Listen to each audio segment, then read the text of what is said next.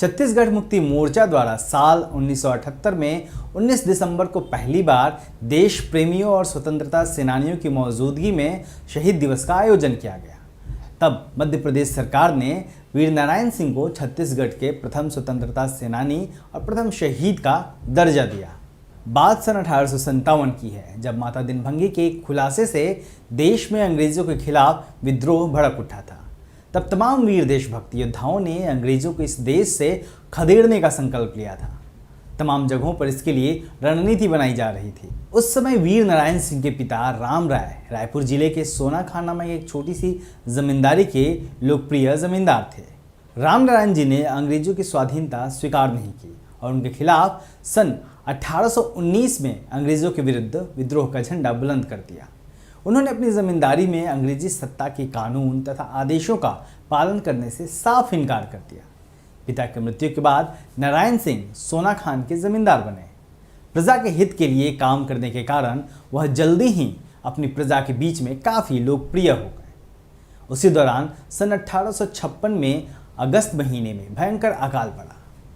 अन्न के अभाव में लोग भूखे मरने लगे।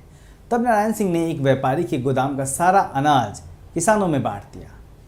किसी के गोदाम पर छापा मारकर अन्न को ले लेना अंग्रेजी सरकार की नज़रों में कानून का उल्लंघन था। व्यापारी ने इसकी शिकायत अंग्रेजी शासन से कर दी। अंग्रेजी सत्ता ने नारायण सिंह पर लूटपाट और डकैती का आरोप लगाकर उन्हें गिरफ्तार कर लिया और रायपुर की जेल में डाल दिया। जब वो जेल में थे तभी सन 1857 में मेरठ में क्रांति की शुरुआत हो गई थी। वीर नारायण सिंह से भी रहा नहीं गया। वो इस क्रांति में शामिल होने के लिए छटपटा रहे थे। 18 अगस्त 1857 को नारायण सिंह आखिरकार जेल से भाग निकले। वहाँ से वह सीधे सोनाखान पहुँचे।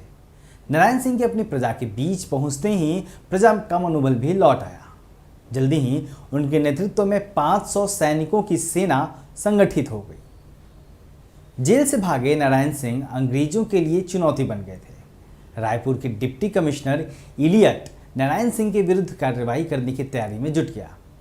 स्मिथ नाम के अंग्रेज अफसर को इसकी जिम्मेदारी दी गई। स्मिथ ने सेना को तैयार किया और उसका एक ही लक्ष्य था, किसी भी तरीके से वीर नारायण सिंह को गिरफ्तार करना। स्मिथ इसके लिए देवरी पहुंचा। देवरी का जमींदार नारायण सिंह का रिश्तेदार था और उनसे दुश्मनी रखता था।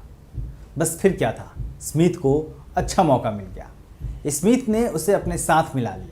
सोनाखान जंगलों और पहाड़ों से घिरा हुआ एक प्राकृतिक स्थल था। स्मिथ ने सोनाखान में प्रवेश के सारे रास्तों को बंद कर दिया। उसकी कोशिश थी कि इस तरीके से नाकेबंदी करने के बाद नारायण सिंह अपने आप बाहर निकल आएंगे, लेकिन उसका सोचना गलत था।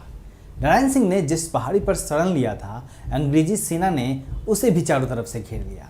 स्मिथ के पास काफ़ी लंबी चौड़ी सेना थी, फिर भी नारायण सिंह झुके नहीं और युद्ध करने के लिए तैयार हो गए। दोनों ओर से काफ़ी देर तक गोलियां चलती रहीं। नारायण सिंह और उनकी फौज ने कई अंग्रेज सैनिकों को मार गिराया, लेकिन जाहिर है कि उनके पास हथियार और गोला बारूद अंग्रेजों से कम थे। उनके हथियार खत्म हो गए, गोलियां खत्म हो गई, जिसके बाद अंग्रेजों ने नारायण सिंह को गिरफ्तार कर लिया। रायपुर की जेल में बंद नारायण सिंह पर राजद्रोह का मुकदमा चलाया गया और उन्हें मृत्युदंड की सजा सुना दी गई। 10 दिसंबर 1857 को उन्हें फांसी पर चढ़ा दिया गया। इस तरह स्वाधीनता आंदोलन में शामिल होते हुए अंग्रेजों के खिलाफ बिगुल फूंकने वाले नारायण सिंह शहीद हो गए।